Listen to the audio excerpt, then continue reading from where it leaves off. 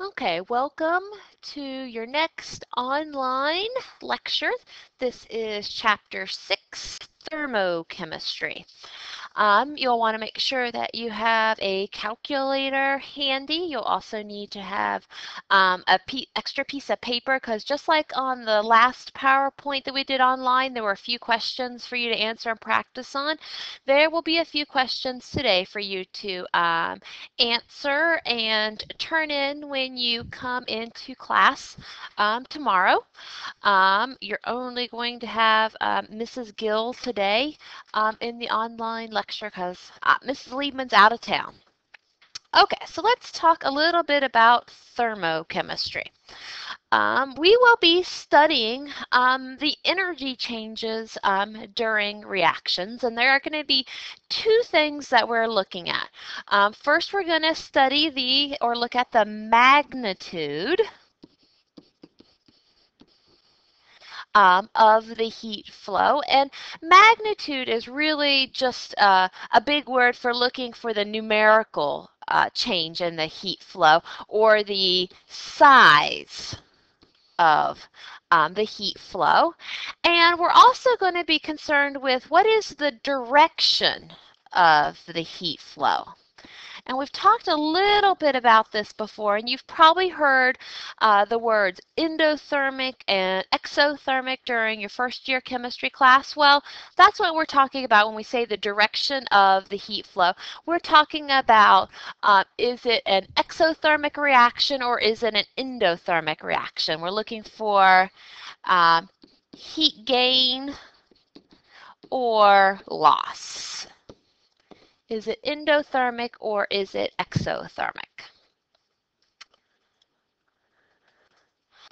A couple of basic things that we're going to want to go over first, talking about energy. We have the first law of thermodynamics, and this says that the energy in the universe is constant. This probably sounds a little familiar with the law of conservation of energy and the law of conservation of mass as well. Well, if the energy of the universe is constant, let's think about our universe. And what does our universe consist of? There are two parts to our universe. We have the chemical system. Whoops. And then we have the surroundings.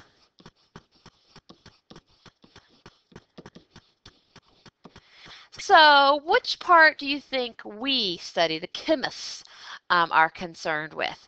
We are concerned with the chemical systems point of view.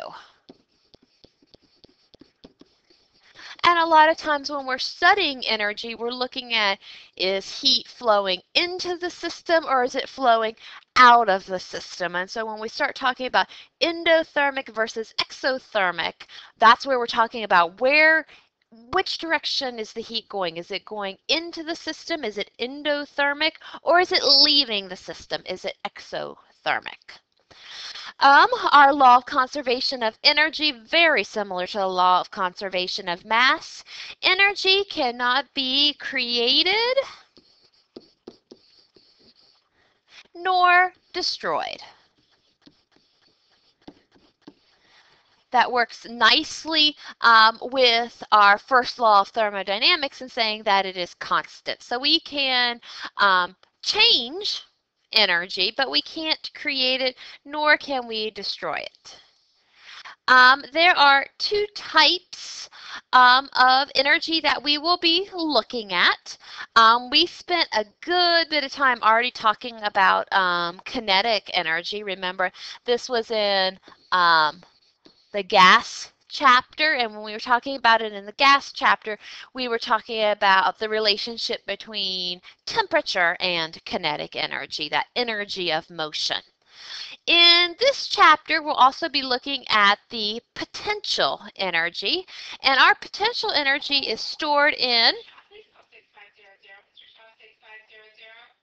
the potential energy is stored in the chemical bonds.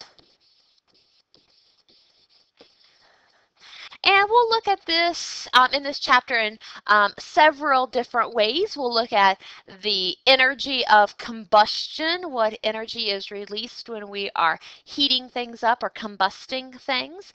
We'll also look at the energy of the chemical bonds through looking at the chemical equation or the balanced equation. So we'll be working quite a bit with potential energy in this chapter.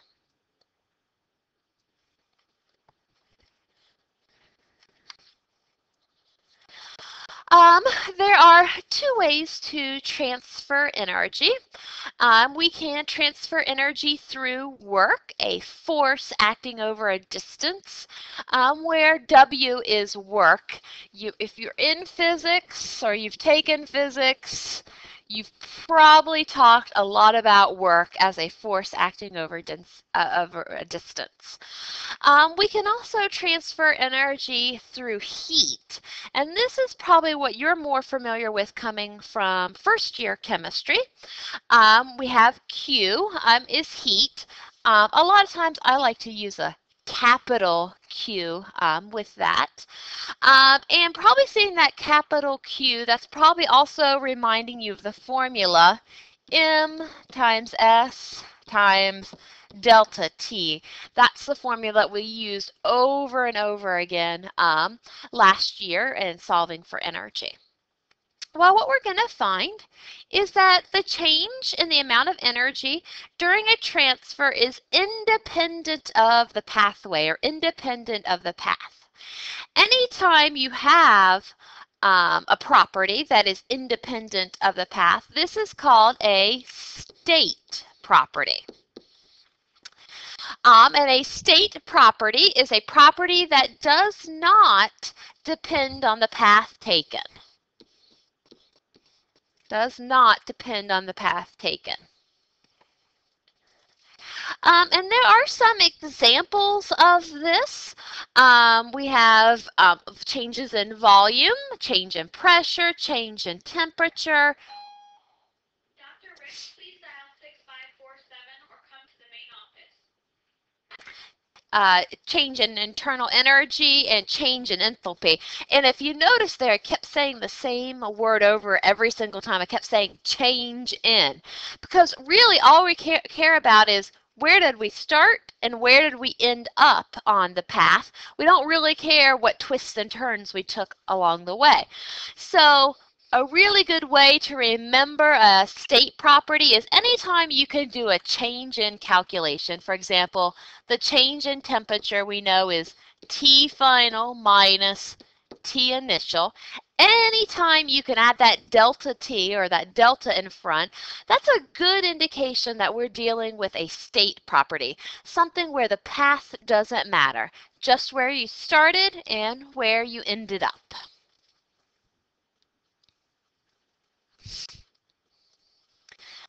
So let's talk about enthalpy, because we mentioned that on the last slide that was a state property, so the pathway doesn't matter. The symbol for enthalpy is an H.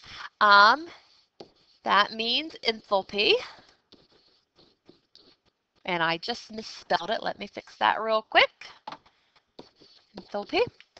And this is the flow of heat, or sometimes we refer to this as the heat of the reaction.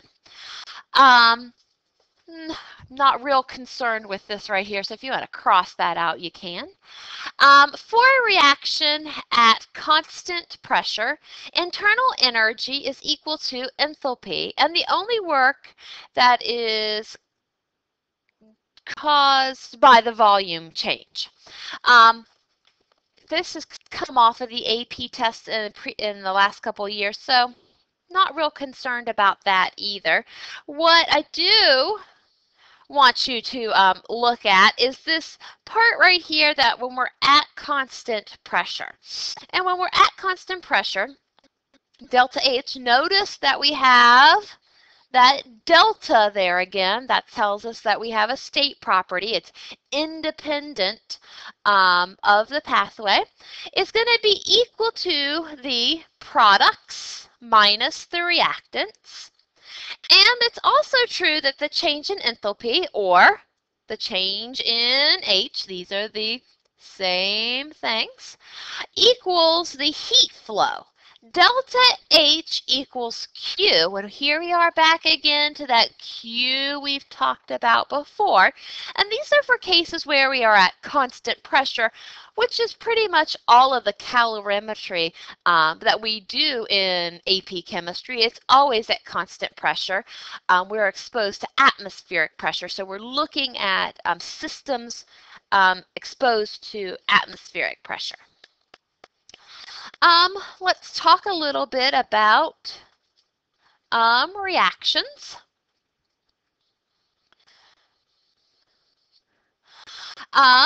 For our reactions, if the products have more heat content than the reactants, then the delta H, that change in enthalpy, is positive. And really important to connect here that when it is positive, that means that this is endothermic.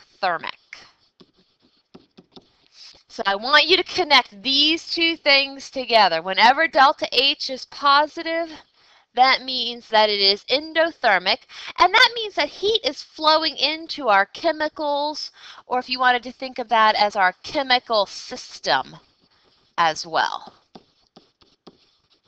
Heat is going into our chemical system.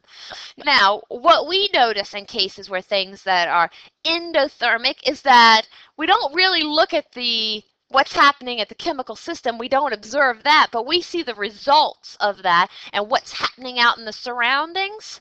And our surroundings get colder.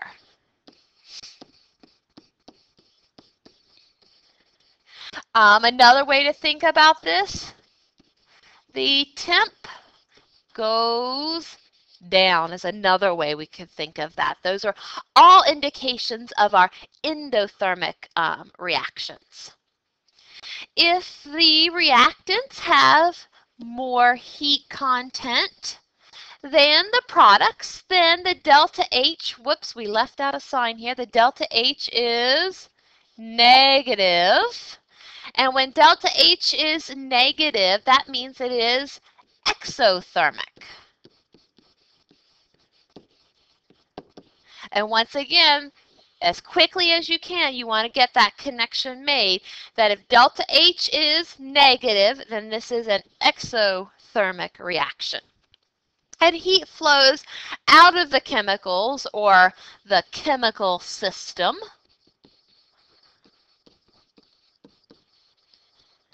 And when it flows out of the chemical system, what do you think happens to the surroundings? If you said the surroundings get warmer, you're right.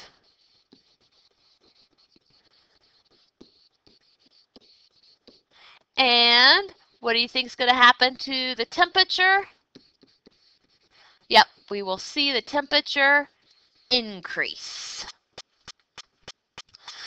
You've probably experienced both of these types of reactions if you've ever used any of those cold packs where you click the disc and it gets cold, or you've used the hot packs where you have to shake them up. Both of those are chemical reactions. The one that gets cold is an endothermic reaction because you're feeling the cold in the surroundings. And if the one that gets hot, that's the exothermic reaction. It's releasing heat to the surroundings, and so the surroundings are getting warmer. Now, where you've probably seen this before in first year chemistry is dealing with a couple of graphs, and these hopefully will seem familiar to you. Here we have our endothermic reaction. You can see we have the potential energy going up the y-axis. Along the x-axis, we have the reaction pathway. And you can see that we are changing from the reactants to the products. There are a couple of important pieces of information we can find along this reaction pathway, or this endothermic reaction. First off, I'd like to talk about this letter A, and this is definitely something that we talked about a lot last year.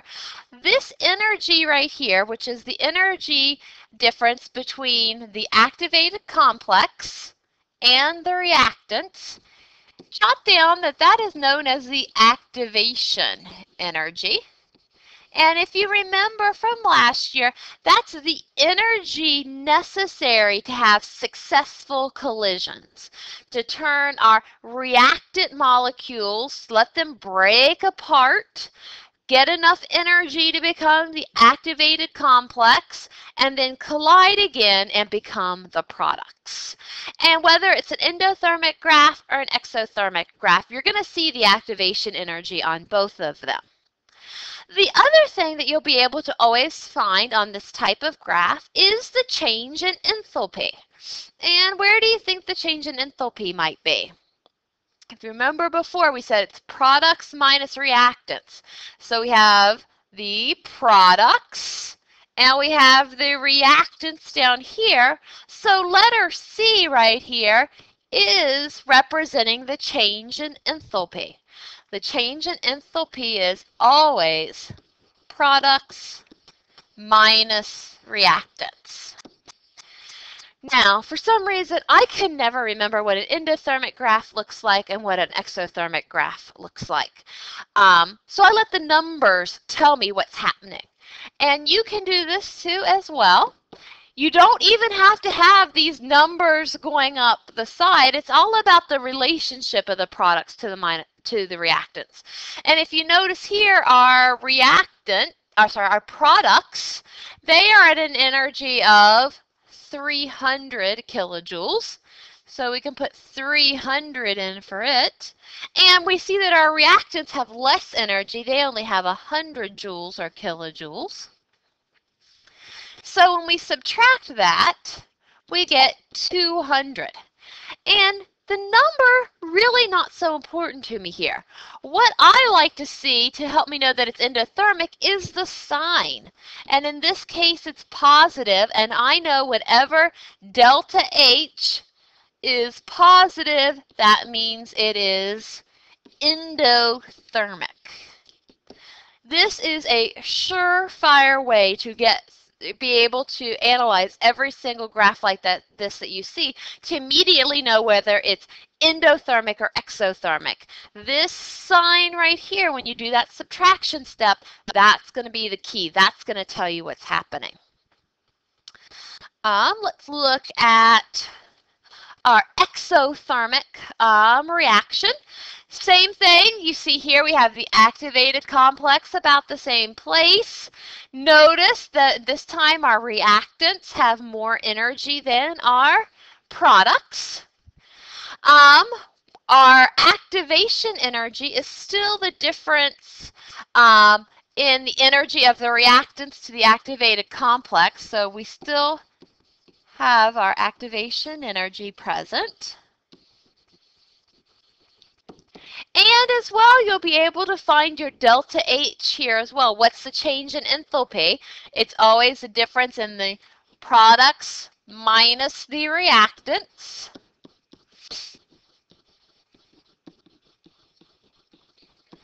And in this case, our products this time are at 50, and our reactants are at 150. So this time our delta H, it ends up being negative 100. And remember, once again, it's that negative sign that's so important to us, because that negative sign, when we see that, it tells us that this is exothermic. So there's a surefire way to always know whether you have an endothermic or an exothermic graph. Okay, let's get into a little bit of math. Okay, so we did calorimetry last year. Everybody probably took the metal samples. You put them into the boiling water. Then we put them into the cool water. We measured the temperature change, and eventually we were able to calculate the specific heat of the metals. We're going to work with calorimetry again this year as well. The calorimetry is the process of measuring the heat absorbed or released by the reaction. Last year, we didn't really look at any chemical reactions and mix chemicals together and see how the energy changed. Did we absorb heat or release heat? This year, we're going to get into that a little bit more. We're going to mix some chemicals together, measure temperature change, and determine the energy. Um, you've heard the word specific heat capacity before. We used that before. It is the amount of heat needed to raise the temperature of 1 gram of a substance by 1 degree Celsius. Has a very unique unit to it. It's the amount of heat, joules, needed to change 1 gram of a substance by 1 degree Celsius. There are several different symbols that you might see for the specific heat capacity. You might see a C.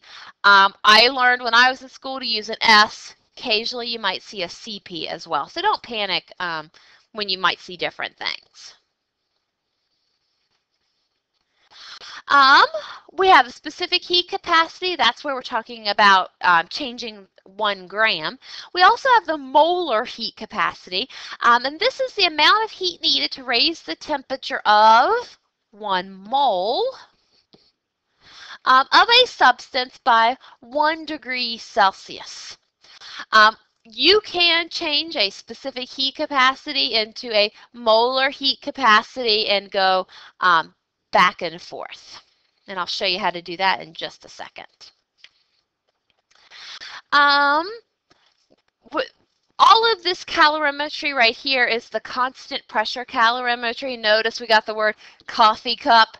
Remember last year we used the styrofoam cups. We'll use the styrofoam cups again this year using atmospheric pressure in order to complete our labs. Move on, do a little math here. Now, before we try this problem and before you pause to try that problem, I want to take a moment and jot in here how you can change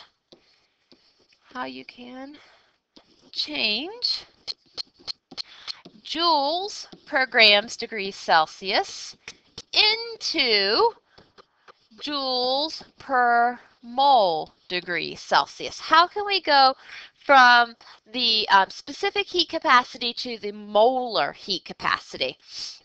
Real easy to do. I think we should look at the specific heat of water for this. Probably have it still memorized from last year. It was 4.184 joules per grams degrees Celsius. Really, the only trick in this problem is really getting that unit so it's easy to work with. So actually putting a joule over top of a gram degrees Celsius. Now in this problem, we want to keep the joule, we want to keep the degrees Celsius, and we want to get rid of the gram. So how do we go about doing that? Everybody's favorite, a little dimensional analysis makes that really easy to get through. What we're going to do is put grams on top to cancel, and we want to exchange that with moles. Well, you know if you have 1 mole of water, that is 18.02 grams of water. Our gram unit cancels. Multiply that together and we get 75.40 joules per mole degrees Celsius. So there's a quick little demonstration of how you can change your from your specific heat capacity into your molar heat capacity. Uh, okay, so I have enough space down here. We'll read through this problem and then we'll do a little bit of work with calorimetry. When 1 mole of methane is burned at constant pressure, 890 kilojoules of energy is released. That's really important there because that gives you a hint to the sign that should be on your energy. Calculate the change in enthalpy for a process in which a 5.8 gram sample of methane is burned at constant pressure. So you can take a minute, go ahead and pause the lecture, and try that problem and see how it goes for you. Okay, what we know in this problem, we know that if we have 1 mole of methane, it will release. Now, that important word in there was release, so we need to make it negative 890 kilojoules. This negative right here is telling us that it was released or that it is exothermic. Well, we don't have 1 mole. We have been given grams, and what do we always do? Whenever we have grams, the very first thing is we change it into moles. 1 mole of methane is equal to 16.05 grams of methane. That gets rid of our grams and gets us to moles. There's really no reason to stop here because we've already written down the conversion factor. We can put moles of methane here, and we have a relationship between moles and kilojoules. We know 1 mole of methane releases 890 kilojoules of energy. So we will take 5.8 and divide it by 16.05, multiply it by 890, and we get negative 320 kilojoules. That's how much energy is released when we burn 5.8 grams of methane. Notice that our 5.8 grams, it's nowhere near the mass of 1 mole of methane, so it makes sense we should get significantly less energy released. Please make sure you note down here at the bottom of this slide that I would like you to get a separate sheet of paper and go to page 283 in your textbook and try number 33. It's set up pretty close to this problem, so it should be pretty easy for you to work through. Okay, let's talk about some more familiar things that we have probably seen before. Back to this constant pressure calorimetry again. Once again, that's that coffee cup. Reactions are in an insulated calorimeter. The pressure doesn't change because we're at atmospheric pressure. So we can find that delta H, our change in enthalpy, is equal to our Q, equal to our heat. So here you can see that we've made delta H equal to the mass times the change in temperature times the specific heat, or probably the one you're more familiar with is Q equals M times S times delta T. I'm not exactly sure what this part is right here, so ask me and I'll ask Mrs. Liebman and we'll get that part filled out. A couple of things that I want you to remember and get memorized, and you probably already have it memorized. The specific heat for water is can be in 1 calorie per gram degrees Celsius, or we use this a whole lot, 4.184 joules per grams degrees Celsius. You will find as you're working through problems, you're going to use this specific heat, use this S, this 4.184 joules per grams degrees Celsius. You're going to see that it's the specific heat of a lot of our solutions, because if you think about it, when we make a solution, we dissolve it in water. It mostly ends up being water. So it makes sense that the specific heat should be the same. So I have one final problem that I'd like us to work on today on this online lecture. Last thing we're going to do today. I would like you to take a moment and pause and try this sample problem. This one is probably a little bit more difficult than the last one we did. Notice that we're starting with 1 liter of 1 molar barium nitrate and 1 liter of 1 molar sodium sulfate.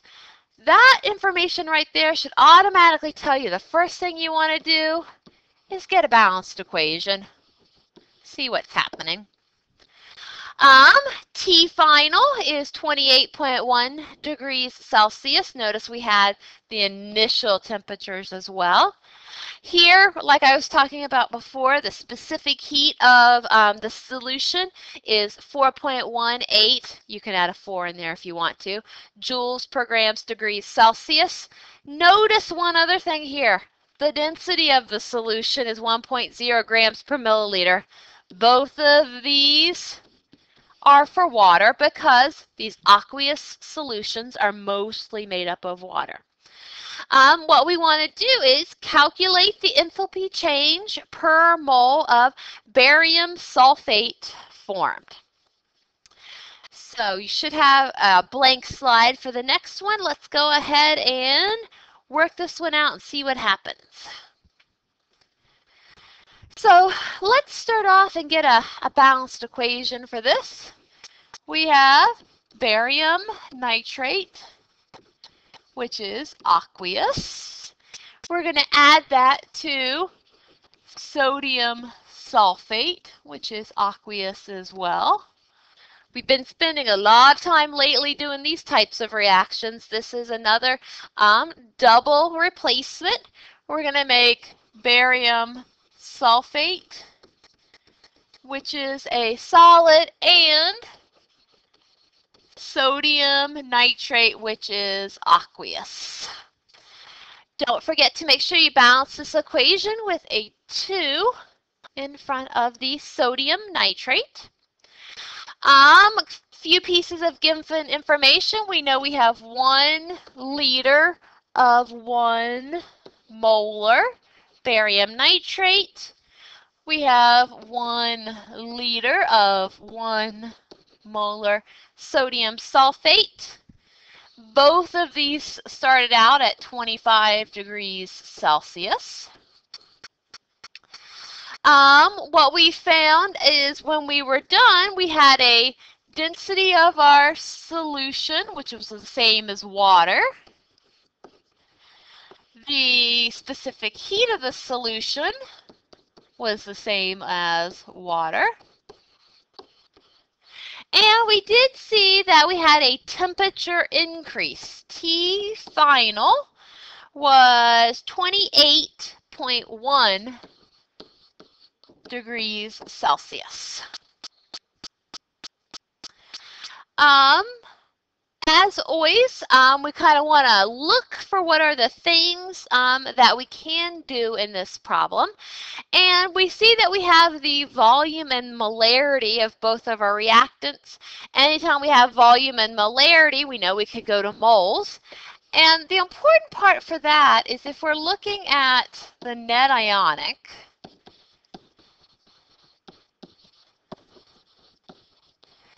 it gives us a relationship of if we start with 1 liter and 1 molar barium ions, we take liters times molarity. That gives us moles. Well, we had 1 liter 1 molar. That gives us 1 mole of barium ions. Well, we have the exact same information for our sodium sulfate as well. It's going to be 1, let me erase that for you to make it neater. We're going to get 1 mole of sulfate as well. Well, we're starting off with the same amounts of both. They have a 1-to-1 ratio with everything, so we automatically know how much barium sulfate we're going to make. Since we have this 1-to-1 ratio, we will get 1 mole of barium sulfate as well. And that's really just going to be important to us at the end of the problem because they asked for the change per mole. So what we're doing right here is figuring out right now what is that mole ratio, how much can we expect to have at the end. What we really want to spend a little bit more time working with is figuring out what do we know about this solution. We know the density of the solution, we know the specific heat of the solution, and the final temperature of the solution. There is one other thing that we know about the solution.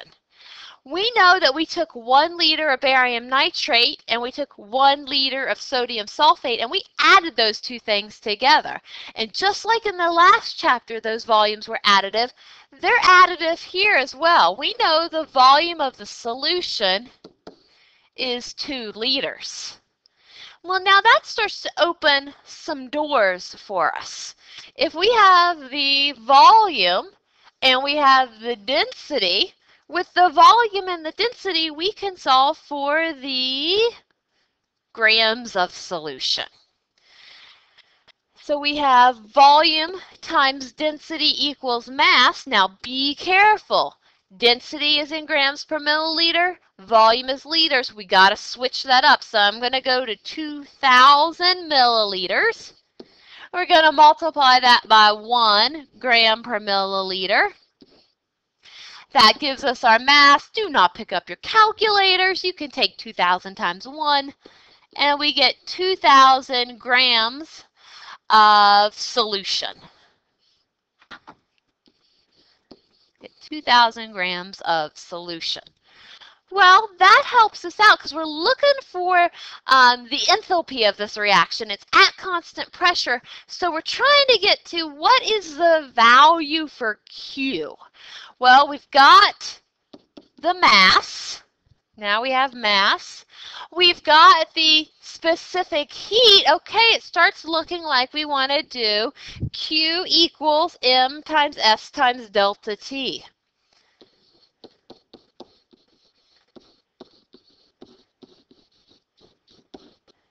We have the mass of the solution. It was 2,000 grams. We have the specific heat of the solution, the 4.18 joules per grams degrees Celsius. And now do we have the change in temperature? We do, because they gave us the final temperature. It was 28.1 degrees Celsius. And we know at what temperature our solutions started at. Both of our solutions started at 25 degrees Celsius, so we've got our change. Go ahead and subtract those and multiply everything together. And notice that your value for Q is negative. What's that mean? Again, that means it is exothermic. It comes up as 2.6 times 10 to the 4th joules.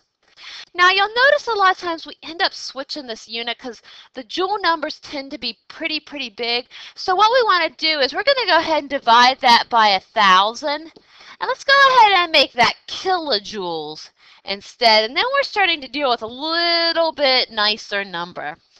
Negative 26 kilojoules. Now, don't forget, they said we needed to know the change in energy per mole of barium sulfate. Well, up here, we already figured out from before that in this given this particular data, we're going to produce 1 mole of barium sulfate. So this answer is already actually the kilojoules that would be released per mole. And once again, don't forget what that negative means. That tells us it's exothermic and it's being released. There's one more problem here for you to make sure you try and turn in on your separate sheet of paper. I want you this time to go to page 284 and try number 45. It's going to match up pretty similarly to this problem as well, so it should be a good practice for you. Make sure you complete both of those and bring them and turn them in class tomorrow. This concludes our online lecture for today. I will see you tomorrow in class.